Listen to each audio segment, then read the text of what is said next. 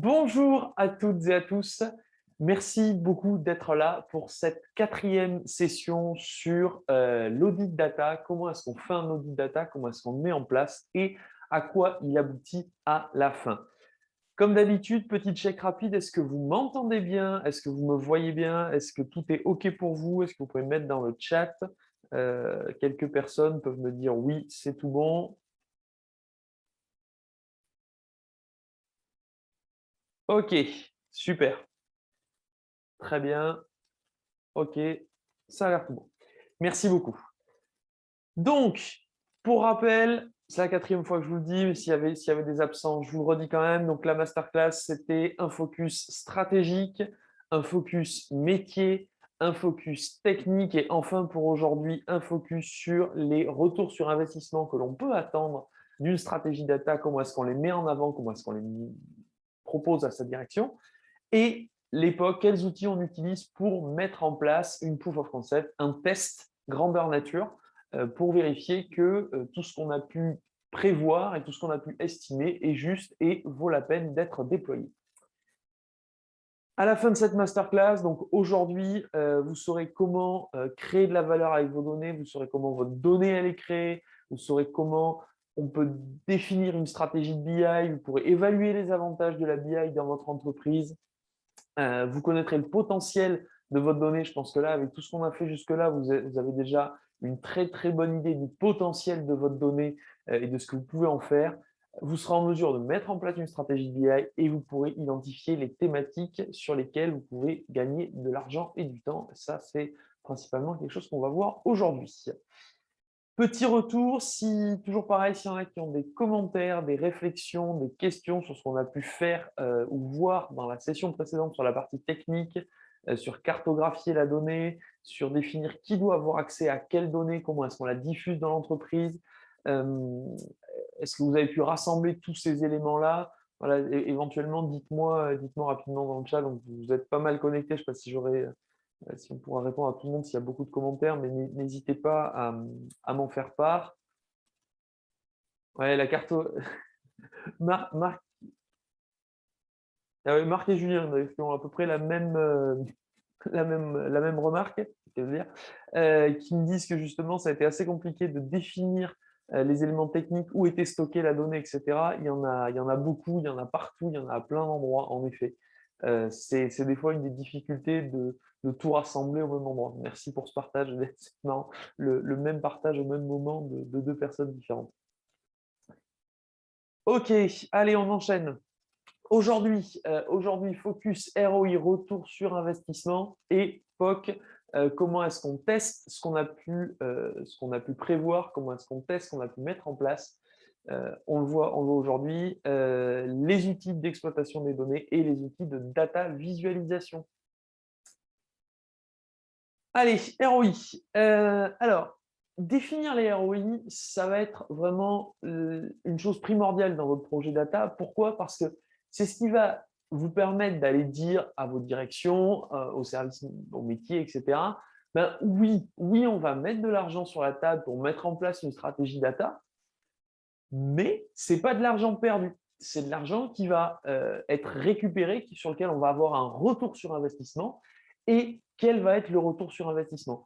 Et à mon sens, toutes les stratégies, et de toute façon, tout ce que fait une entreprise doit être motivé par un retour sur investissement. Typiquement, nous, qu'est-ce qu'on fait dans les audits data qu'on peut réaliser? À la fin de l'audit, il y a une feuille de route établie avec voilà, telle et telle partie, on va traiter telle partie, etc. Et on définit au maximum le ROI de chaque étape de la feuille de route avec, bien sûr, son prix de mise en place à côté. Et on va conseiller à nos clients de jamais mettre en place des étapes de projet qui n'ont pas au moins un ROI à 2. Hein, c'est-à-dire que si vous mettez 5 minutes sur la table pour tel ou tel projet, ben, vous devez au moins récupérer 10 K dans les 12 mois. Voilà. Si vous n'arrivez pas à ça, il faut vraiment se poser la question de est-ce que ça vaut le coup de mettre cette étape en place si elle ne nous fait pas gagner de l'argent. Concrètement, dans la data, un ROI 2, c'est un petit ROI. On peut vraiment obtenir des ROI de 15, 20, 30 des fois sur les investissements. Pourquoi? Parce que, en fait, le potentiel de gain est juste énorme. Si je prends 2 exemples un petit peu extrêmes, heu, j'ai 2 exemples en tête un peu extrêmes. Un premier qui est un retour financier indirect, d'accord? Un retour financier qui a fait économiser de l'argent et un retour, temporel, qui a quelque chose qui a fait gagner du temps. Le premier, c'est, un client qu'on a eu qui une quinzaine de sites en France, qui fait de la vente de véhicules d'occasion et ces véhicules d'occasion passent en moyenne 18 jours, avant d'être vendus. Cette entreprise vend à peu près 18 000 véhicules par an et il faut savoir qu'un véhicule sur le parc, quand il reste, il coûte de l'argent et son coût est estimé à 300 € par jour. Donc je vous laisse faire le calcul de 18 jours fois 300 € par véhicule fois 18 000 véhicules. Le coût du stock est colossal. On met une stratégie data en place. Leur but, c'était de réduire ce temps, de stationnement sur le parc en comparant quelle concession était plus efficace qu'une autre sur tel et tel moment du process de mise en vente. À la fin du projet, au bout d'un an, on réussit à réduire le temps moyen de stationnement sur le parc. Euh, on avait pour objectif de passer de 18 à 16 et en fait, on est passé de 18 à 14. Donc, on est passé à 14 jours de moyenne de temps sur le parc, ce qui fait, mine de rien, 4 jours gagnés en moyenne de vente sur un véhicule, fois 300 € par jour, fois 18 000 véhicules par an, on obtient une économie de 500 000 € par an. Et on n'a rien changé, on a juste pris les données, on a juste compris comment chacun fonctionnait et on a optimisé les process. Donc, et je vous garantis, leur projet, il leur a pas coûté 500 000 €. Donc, on a de très forts retours sur investissement là-dessus. L'autre cas auquel je pense, un peu à l'extrême inverse, une société qui faisait du transport à la personne, enfin de personnes handicapées, en situation de handicap, et, on avait une assistante qui passait 2 jours par semaine à ressaisir toutes les courses qui étaient faites par l'entreprise sur le site de la Sécu pour que les gens soient remboursés, etc. Et donc à partir de ce moment-là, on a automatisé ce process-là et la personne, on lui fait gagner 2 jours par semaine, fois 40 semaines, puisque aujourd'hui, maintenant, ça prend 20 minutes, 2 jours versus 20 minutes. Donc, le retour sur investissement, pareil, il est colossal. Donc, ça peut être un retour sur investissement temporel, comme l'exemple que je viens de vous donner, un retour financier direct, hein, on gagne de l'argent directement, un retour financier indirect, comme je vous l'ai dit dans l'exemple précédent. Ça peut être des gains de fiabilité. Une fois qu'on analyse bien les données, on comprend mieux comment le process marche et on est capable de le fiabiliser, de voir où sont les erreurs régulièrement commises, les erreurs faites. Et on va au plus juste dans le process. On peut aller sur de l'optimisation, faire en sorte d'avoir des process plus efficaces et beaucoup d'automatisation de tâches. Ça, vraiment, c'est une partie importante de la BI, notamment sur la collecte d'informations, etc., qui peut être très, très chronophage et source d'erreurs. Et donc là, on peut vraiment obtenir des résultats incroyables avec une stratégie data. Juste pour vous donner un petit peu des exemples de domaines d'application,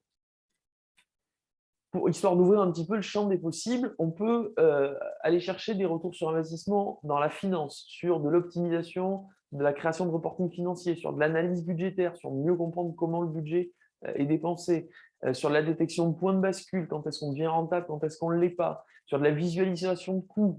Des fois mettre des graphiques sur des coûts, ça peut être très, très intéressant. Du comparatif de chiffre d'affaires, qui peut être compliqué en temps normal à obtenir. Là, une stratégie data peut vraiment vous aider à collecter toutes ces infos et à les mettre en avant, etc. etc.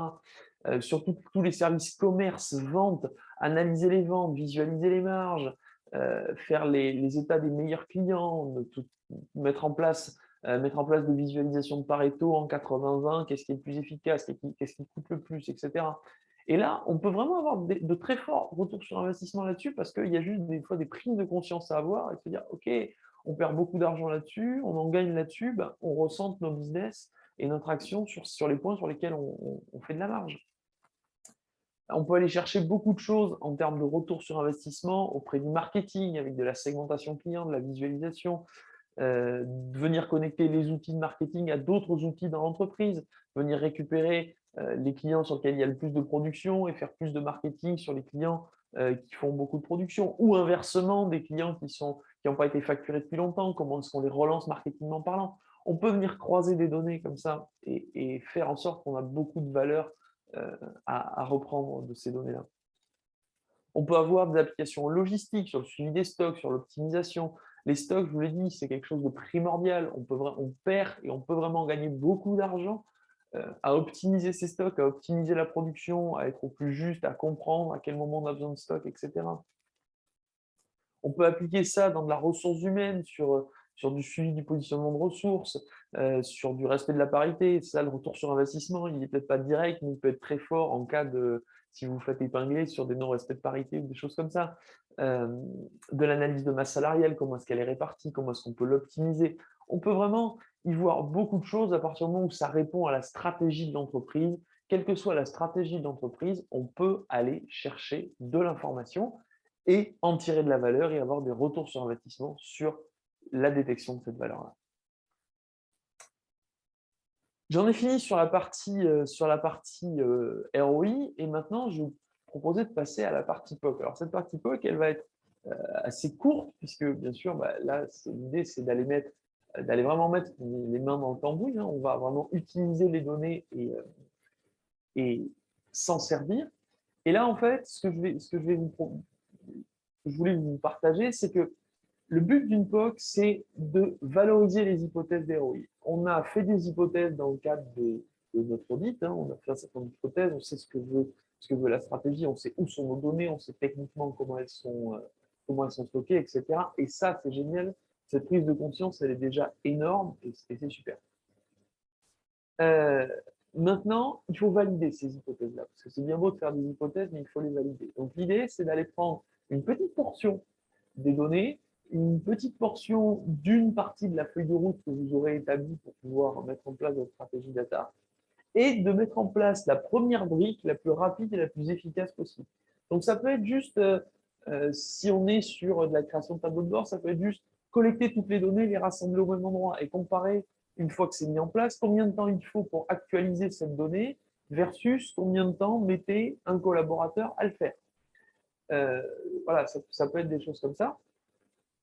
Et pour ça, vous avez besoin d'utiliser des outils. Alors, vous n'avez pas forcément envie ou besoin d'investir dans beaucoup d'outils au démarrage de votre POC et de votre projet quand vous le mettez en place. En revanche, il y a quelques outils que je peux vous conseiller qui sont gratuits ou très peu chers et qui vous permettent de mettre un premier pas dans cette stratégie data. Alors, il vous faut forcément un système de base de données. Donc, beaucoup des structures beaucoup de nos clients utilisent beaucoup Microsoft SQL, très bien. Si vous n'avez pas de base de données déjà en place, ou que vous voulez faire quelque chose vraiment à part, vous pouvez tout simplement utiliser MySQL. Ça reste gratuit, c'est très facile à mettre en place, c'est très facile à installer. Et on peut venir se tester déjà du stockage, de la centralisation de données, du stockeur de collecte, etc. Avec du MySQL, ça se fait très bien. Ça reste gratuit, c'est très efficace et il n'y a pas de souci.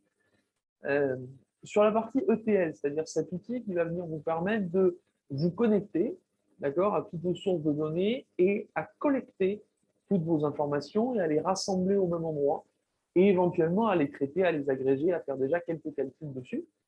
Cet ETL, nous, ce qu'on vous conseillera, c'est d'utiliser Talend. Pourquoi? Alors bien sûr, c'est celui qu'on utilise nous, donc on ne va pas vous dire qu'il est merdique.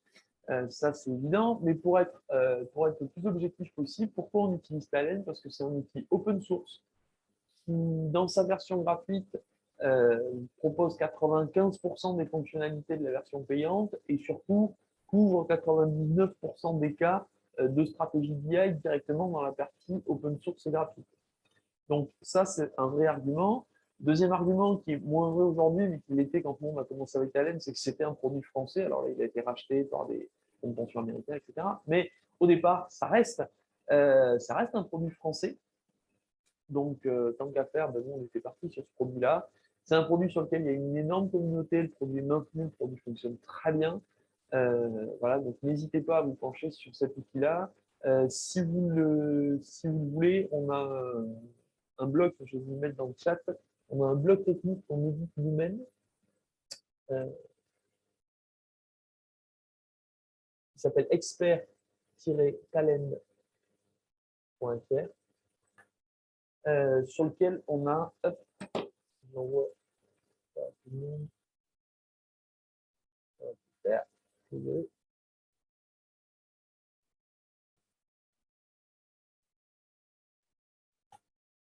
hop, voilà. Donc, on a ce blog qu'on édite et sur lequel il y a beaucoup de tutos qu'on met à jour régulièrement sur des, voilà, des petits tips, des choses qu'on peut découvrir. Il y a beaucoup de tutos sur comment, voilà, comment mettre le pied à l'étrier avec Talend. On donne aussi des formations sur le sujet. Mais ça reste un outil qui est quand même relativement simple à prendre en main et qui est très graphique, il n'y a pas besoin de développeurs pour s'en servir. Donc, c'est vraiment des choses sur lesquelles vous pouvez commencer à travailler sans grosse difficulté. Et enfin, sur la partie reporting, DataVis, nous, on vous conseillera pour une première étape d'utiliser Microsoft Power BI. Parce que déjà, en version bureau, monoposte, etc., il est gratuit. Il permet de se connecter à de multiples sources de données, type base de données, fichiers, etc. Donc, très facile à utiliser en termes de collecte. Et si vous savez vous servir d'Excel, ou en tout cas vous êtes déjà un utilisateur d'Excel, vous serez vraiment réimmergé dans le monde d'Excel, puisque c'est les mêmes moteurs graphiques, c'est les mêmes moteurs de requête, etc. Donc on n'est pas perdu quand on prend en main cet outil-là. Voilà. Donc c'est vraiment les trois briques d'outils qu'il va vous falloir. Ces trois briques d'outils sur lesquelles, pour faire des premiers pas dans une POC, c'est relativement simple à prendre en main et on arrive à obtenir quand même des résultats très probants en peu de temps avec ces outils-là. Donc, on ne va pas forcément plus rentrer en détail sur la partie POC, puisqu'après, ça viendrait, ce serait vraiment du spécifique pour chaque personne. D'ailleurs, si vous avez des questions, surtout n'hésitez pas dans le chat avec vous. Prenez des outils, moi je vous en propose une liste, il y en existe d'autres évidemment, mais commencez par une première étape, collectez de la donnée et mettez-la en valeur et prouvez que vos données ont de la valeur.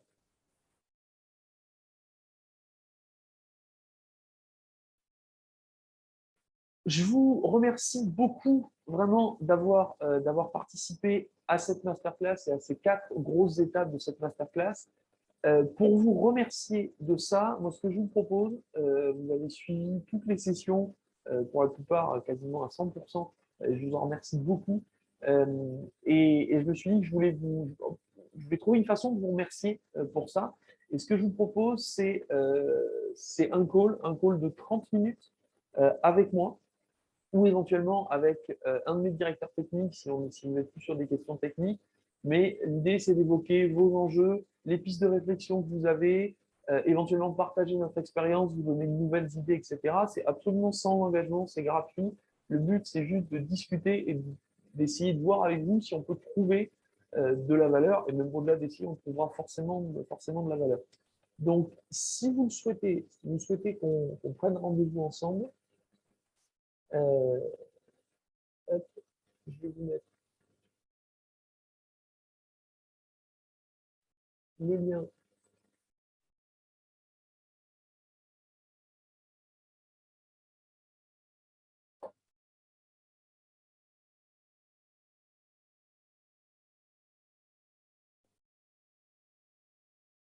Hop, voilà, je vous mets le lien, dans le chat, pareil.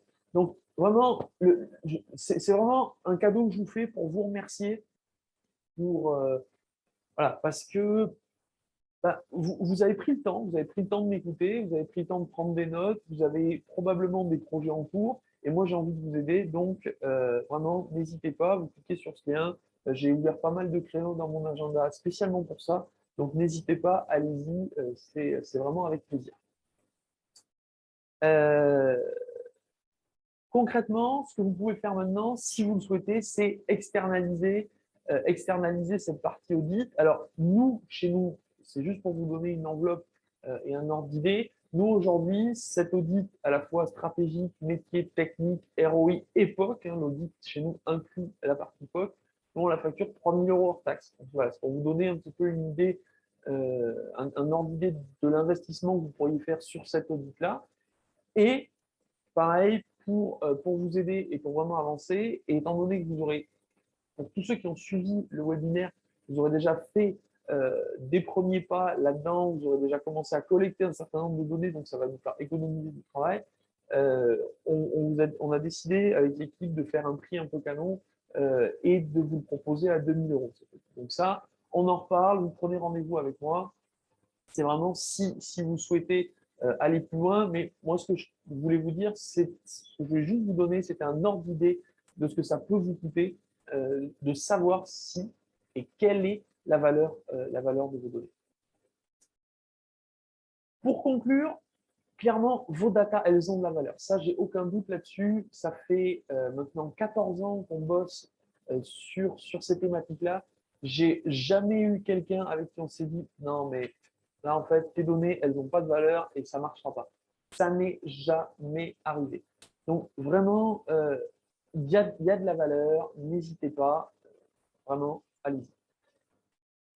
Fouillez dans vos données. Allez-y. Il y a quelque chose à trouver, forcément. Vous devez exploiter et faire grandir votre donnée. Il n'y a pas de débat là-dessus. Elle est là, elle vous attend, vous pouvez le faire.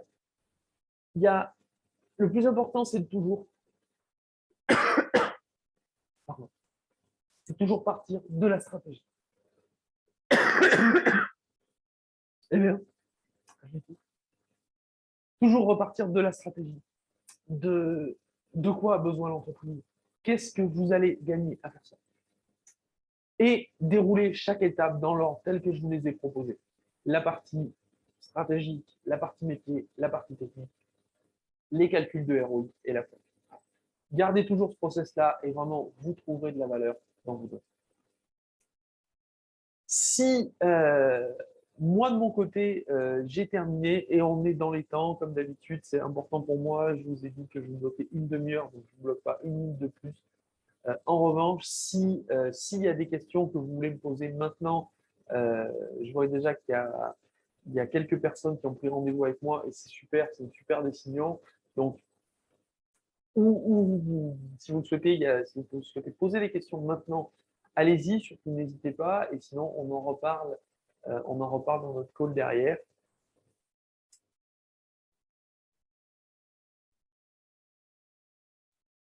Ok, d'accord. Ok, Henri, on en parle dans notre call, aucun problème. Ok, Jacques, on en reparle quand vous êtes rendez-vous, aucun souci.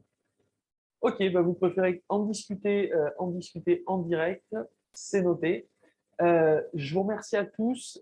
C'était une super expérience pour moi de vous proposer ces 4 sessions pour profiter de vos données et les maximiser. N'hésitez pas, il y a de la valeur. Allez-y, cherchez, fouillez, vous en faites. Je vous dis à très bientôt et je vous remercie beaucoup pour votre écoute. Au revoir.